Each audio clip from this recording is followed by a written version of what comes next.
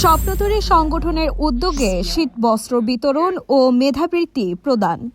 জনপ্রিয় স্বেচ্ছাসেবী প্ল্যাটফর্ম স্বপ্নতরী সামাজিক উন্নয়ন সংগঠনের উদ্যোগে দরিদ্র শীতার্ত মানুষের মাঝে শীত বস্ত্র বিতরণ ও মেধাবী শিক্ষার্থীদের মাঝে শিক্ষাবৃত্তি প্রদান করা হয়েছে। শনিবার দুপুরে কুমিল্লা জেলার মুরাদনগর উপজেলার শ্রীকাইল ইউনিয়নের ভূতাইল গ্রামে এই শীত বস্ত্র বিতরণ করা হয়।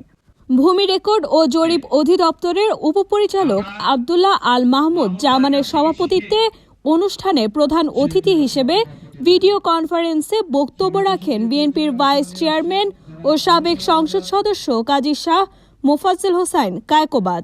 স্বপ্নতরী সামাজিক উন্নয়ন সংগঠনের সভাপতি মাহবুল হাসান সরকারের সঞ্চালনায় অনুষ্ঠান প্রধান আলোচক হিসেবে উপস্থিত ছিলেন উপজেলা নির্বাহী কর্মকর্তা আব্দুর রহমান।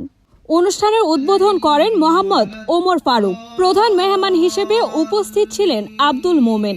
এ সময় অন্যান্যদের মাঝে আরও বক্তব্য রাখেন প্রধান পৃষ্ঠপোষক বাহালুল আলম, সাবেক ডিজিএম আব্দুল করিম, এপিপি তাসলিমা আক্তার, ব্যাংকার জয়নাল আবেদিন, উপজেলা বিএনপির যুগ্ম আহ্বায়ক আমজাদ আলী তসু, আলমগীর সরকার, ইউপি চেয়ারম্যান ইকবাল বাহার, ইনস্ট্রাক্টর আনিসুর রহমান, তানভীর রেজা রিঙ্কু, শিক্ষক দীপ্তি রানী সরকার, শিক্ষক নাসির উদ্দিন, ইসহাক মুন্সি, সজল খান, আব্দুস সাত্তার, স্বেচ্ছাসেবী সাইদ আলম, ইয়ার হোসেন সরকার, মোহাম্মদ কাজল, মেহেদি হাসান তানজিম। অনুষ্ঠানে ৬ শতাধিক দরিদ্র মানুষের মাঝে শীত বস্ত্র বিতরণ করা হয়েছে এবং ১৩ জন মেধাবী শিক্ষার্থীদের এককালীন মেধাবৃত্তি প্রদান করা হয়েছে। এ সময় এলাকার বিভিন্ন রাজনৈতিক, সামাজিক ও সাংস্কৃতিক সংগঠনের নেতৃত্ববৃন্দ সহ সহস্রাধিক নারী পুরুষ অনুষ্ঠানে উপস্থিত ছিলেন।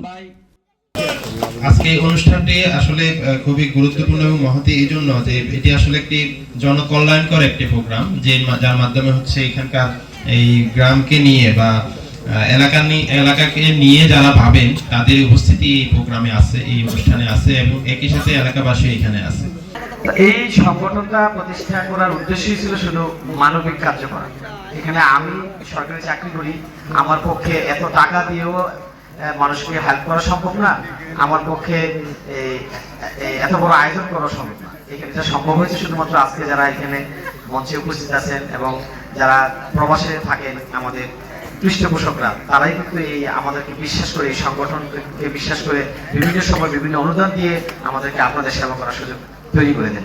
এই আমাদের শুরু থেকে এই যে সেই করোনাকালীন প্রতিষ্ঠা থেকে শুরু করে এই ৫ বছরে যারা একদম ১ টাকা থেকে শুরু করে সর্বোচ্চ ডোনেশন পর্যন্ত দিয়েছেন, আমি সবার প্রতি কৃতজ্ঞতা জানাই যে আপনাদের এই পৃষ্ঠপোষকের কারণে সংগঠনটি আজকে এই হাঁটিহাঁটি পাবো হয়ে এতদূর অগ্রসর হতে পেরেছে।